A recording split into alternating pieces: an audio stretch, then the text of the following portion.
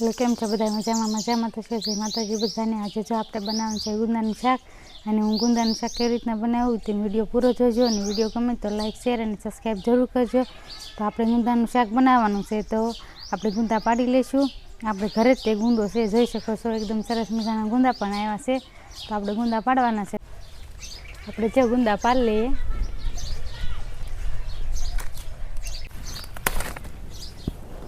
જોઈ શકો છો એકદમ સરસ મજાના ગુંદા છે આપણે ઘરે પણ તમારા ઘરે જ છે ગુંદા।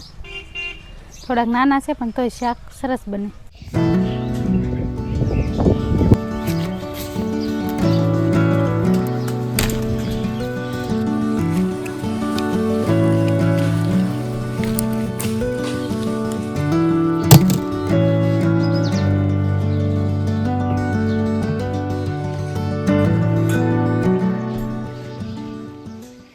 આપણે જો ગુંદા પાડી લીધા છે જોઈ શકો છો કેવા મસ્તીના ગુંદા છે। તો આપણે ગુંદા પાડી લીધા છે। આપણે એને ફોડીને ઠળિયા કાઢવાના છે તો કાઢી નાખશું હવે। આપણે જો ગુંદાને નોખા નોખા પાડી નાખવી પછી આપણે એને ફોડીને ઠળિયા કાઢવાના છે। આવી રીતના આપણે ગુંદાના ડીટિયા કાઢી નાખવાના છે। ગુંદા બધા નોખા પાડી લીધા છે તો એને ફોડીને આપણે બીબા એના કાઢવાના છે। તો આપણે ફોડી નાખશું।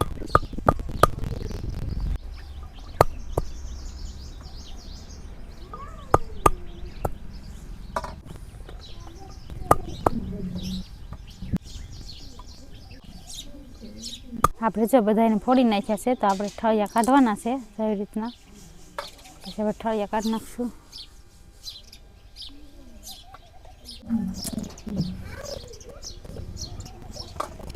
આપણે જોઈ શકો છો ગુંદાને ઠળિયા કાઢી નાખ્યા છે અને આપણે એમાં નાખવાનું છે મીઠું। તો એને મીઠું નાખીને આપણે છે ને થોડી વાર માટે મૂકી દઈશું।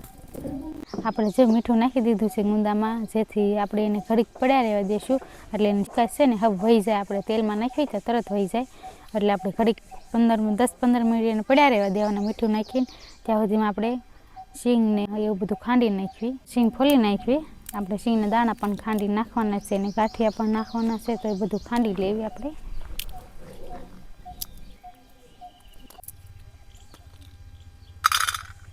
જો શીંગ ફોલી નાખી છે દાણા કાઢી નાખ્યા છે તો આપણે એને ખાંડી નાખશું। તો નાખી દઈએ।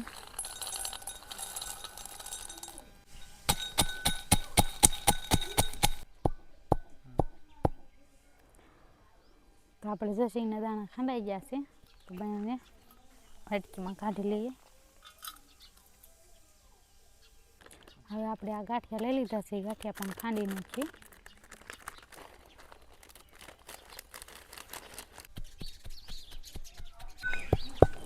આપણે જો ગાંઠિયા પણ ખંડાઈ ગયા છે તો આપણે રેકેબીમાં કાઢી લઈશું એને। આપણે જો દાણાને બધું ખાંડી નાખ્યું છે તો આપણે ચૂલો જગ્યું નાખીએ હવે।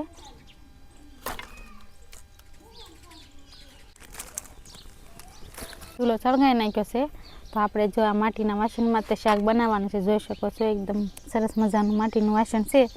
તો આપણે એને ચૂલે મૂકી દઈએ। જો તેલ નાખી દઈએ।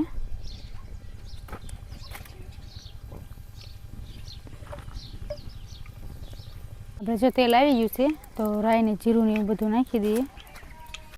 રાઈ નાખી દઈએ જીરું નાખી દઈએ। તો ગુંદા લીધા થાય એમાં મીઠું નાખ્યું હતું એનું બધું પાણી થઈ ગયું છે હવે આપણે નાખી દઈશું।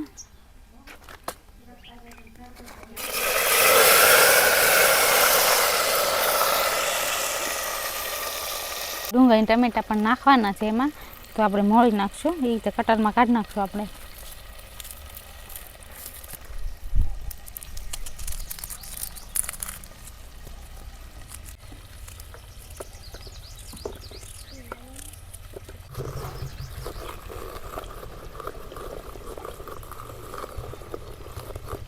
જો ડુંગળી કટરમાં કાઢી નાખી છે તો આપણે વાટકીમાં કાઢી લઈશું।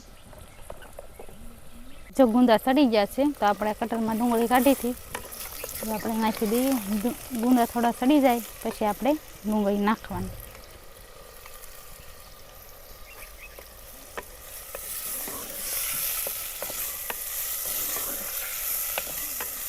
આપણે ટમેટું પણ કટરમાં કાઢી નાખશું।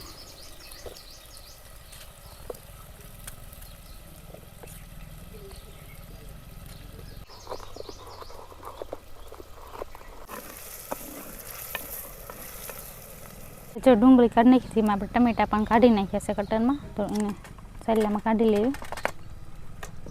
ડુંગળી સડી ગઈ છે જોઈ શકો તો ટમેટા પણ નાખી દેવી.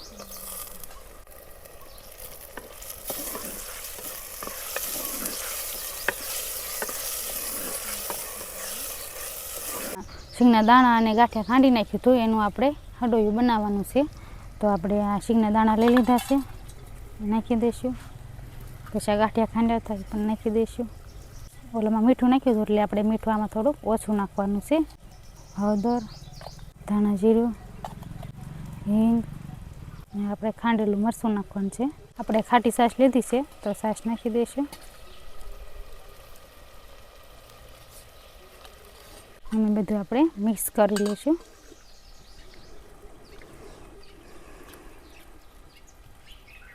જો આ ગુંદાને એવું બધું સડી ગયું છે જોઈ શકો છો, એકદમ સરસ મજાનું બધું સડી ગયું છે.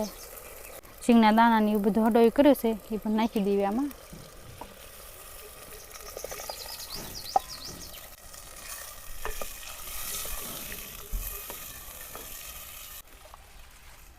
થોડી ખાંડ પણ નાખી દઈએ, જેને પસંદ હોય એ ખાંડ નાખી શકે છે. ખાંડ હોય ને તો થોડોક ફ્લેવર સારો આવે એટલે આપણે ખાંડ તો નાખી જ જોઈએ. ઘડીક આપણે ઢાંકી દઈશું એને. જોઈ આપણું શાક બનીને કમ્પ્લીટ થઈ ગયું છે. હવે જોઈ શકો છો એકદમ સરસ મજાનું ગુંદાનું શાક બનાવ્યું છે આપણે ગ્રેવીવાળું. તમે પણ ઘરે એવી રીતના જરૂર ટ્રાય કરજો, બહુ મજા આવે ખાવાની. તો આપણે હવે નીચે ઉતારી લઈશું.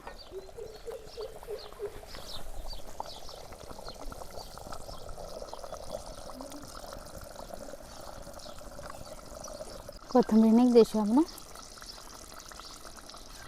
શાક બનીને કમ્પ્લીટ થઈ ગયું છે. તો હવે બનાવવાના છે રોટલા. તો રોટલા પણ બનાવી નાખીએ. મીઠું નાખી દઈશું પાણીમાં.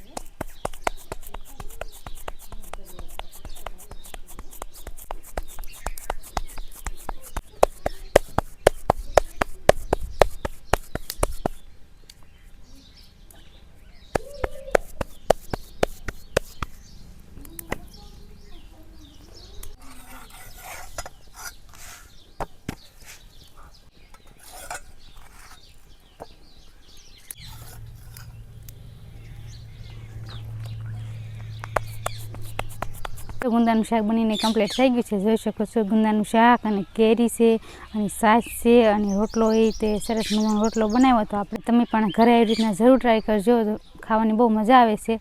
અને અમારો વિડીયો તમને પસંદ આવ્યો હોય તો લાઇક, શેર અને સબસ્ક્રાઈબ જરૂર કરજો. હવે મળશું આપણે નવા વિડીયોમાં. ત્યાં સુધી બાય.